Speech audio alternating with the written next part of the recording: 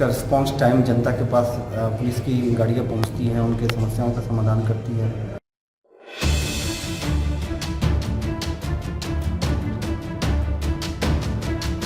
Ramgarh SP कार्यालय में गुरुवार को एसपी अजय कुमार ने अपराध समीक्षा को लेकर बैठक की। इसमें Ramgarh SDPO, Patratu SDPO, headquarter DSP सहित रामगढ़ के सभी थाना के थाना प्रभारी शामिल हुए। रामगढ़ एसपी अजय कुमार ने सभी थानेदारों को सख्त निर्देश देते हुए कहा कि जिला में किसी भी हाल में अवैध कारोबार नहीं चलने दिया जाएगा। कोयला पत्थर बालू का खेल रामगढ़ में नहीं चलेगा। लंबित मामलों का जल्द से जल्द सभी थानेदारों को निष्पादित करने का निर्देश दिया। कुर्की जब्ती और फरार चल रहे लोगों पर भी नकेल कसने का निर्देश दिया। महीने की तरह क्राइम मीटिंग किया गया है और इसमें पूरे बहुत सारे मामलों पे इसमें डिस्कशन होता है कि कितने महीने में केस हुए हैं, कितने केस का डिस्पोजल हुआ है, कितने एसआर केस, कितने नॉन एसआर केस पूर्व से लंबी चले आ रहे हैं। इसके अलावा बहुत सारे हेडक्वार्टर से जो मीटिंग होती है उस दिशा निर्देश को पालन किया जाना है। जैसे ऑनरेबल डीजीपी सर के द्वारा जन शिकायत समाधान कार्यक्रम की जो शुरुआत की गई है उसमें कितने मामले पेंडिंग हैं, लोगों की शिकायतों का कितना समाधान किया गया है। इसके अलावा जनता के साथ कैसा व्यवहार करना है, किसी भी जनता के साथ जो थाने पे आता है उसके साथ मारपीट नहीं करनी है, उसकी बातों को अच्छे से सुना जाना है। इसके अलावा पिछले 2024 में उस पर डिस्कशन किया है कितने लोग जेल से निकले हैं। तो ये 200 से अधिक लोग हैं जो जेल से निकले हैं। उसमें बहुत सारे रंगदारी के और आर्म्स एक्ट के भी अभियुक्त हैं जो जेल से निकले हैं। उस पर तत्काल किस प्रकार से उस पर नज़र रखी जा रही है, वो वर्तमान में किस प्रकार से जीवन यापन कर रहे हैं, कितने डोसियरिस्ट हैं, दागी हैं जिस पर की नज़र रखी जा रही है, वो अभी क्या कर रहे हैं, जो नक्सल से संबंधित जो केसेज हैं उसकी क्या स्थिति है, रंगदारी के मामले उसकी क्या स्थिति है, महिलाओं से संबंधित जो अपराध है उसको 2 माह में ही 60 दिन के अंदर ही उसको निष्पादन, उसका अनुसंधान पूरा करना है। वैसे कितने मामले हैं।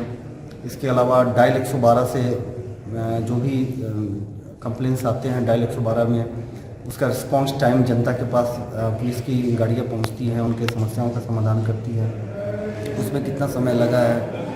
इसके अलावा जो भी क्रिमिनल्स हैं सबके फिंगरप्रिंट्स को लेने हैं और नाफिस एक ऐप डेवलप किया गया जिसमें उसकी एंट्री होनी है। इसके अलावा क्षेत्र में ट्रैफिक की व्यवस्था कैसी है, बहुत सारे एनडीपीएस के जो नशीले पदार्थ है उसके केसेस पेंडिंग हैं, उनकी क्या वर्तमान में स्थिति है। कई बाहर के राज्यों से उसकी गिरफ्तारियां होनी हैं। खासकर रामगढ़ में तो उत्पादन अफीम का, अन्य नशीले पदार्थों का नहीं होता है, मगर एक ट्रांजिट रूट के रूप में इसको यूज किया जाता है कि बहुत सारी बाहर की गाड़ियाँ हैं, बहुत दूसरे स्टेट की, जो कि डोडा अफीम जैसे पदार्थ ले जाते हैं। तो उसका बैकवर्ड फॉरवर्ड क्या लिंकेज है, कौन कौन लोग इसमें शामिल हैं। इसके अलावा जो भी हमारे एरिया क्षेत्र में रामगढ़ में जो गैंगस्टर हैं, जो भी ऑर्गेनाइज क्राइम से जुड़े ग्रुप्स हैं, उनके कौन कौन मेंबर्स सक्रिय हैं और वर्तमान में क्या स्थिति है, जो किसी से लेवी, किसी से रंगदारी की मांग नहीं की जा रही है। इसके अलावा थाने में जो हमारे जो भी जवान हैं उनकी क्या स्थिति है, उनके कोई प्रॉब्लम्स है, उस संबंध में भी चर्चा किया गया। और थाने क्षेत्र में त्यौहार के मौसम पे मूर्ति विसर्जन में बहुत सारे मामले आते हैं जिसको कि उस पर कई सारे मुद्दे बहुत बड़े हो जाते हैं, तो उस पर भी त्वरित उस पर कार्रवाई करनी है। और अभी रोड एक्सीडेंट्स के भी बहुत मामले बढ़ गए हैं, तो उसमें ट्रैफिक अवेयरनेस का भी माह भी चल रहा है। जनवरी पूरा ट्रैफिक अवेयरनेस का हम लोगों ने अभियान चलाया है और उसमें कम से कम एक्सीडेंट्स हो, लोगों की कम से कम जान जाए।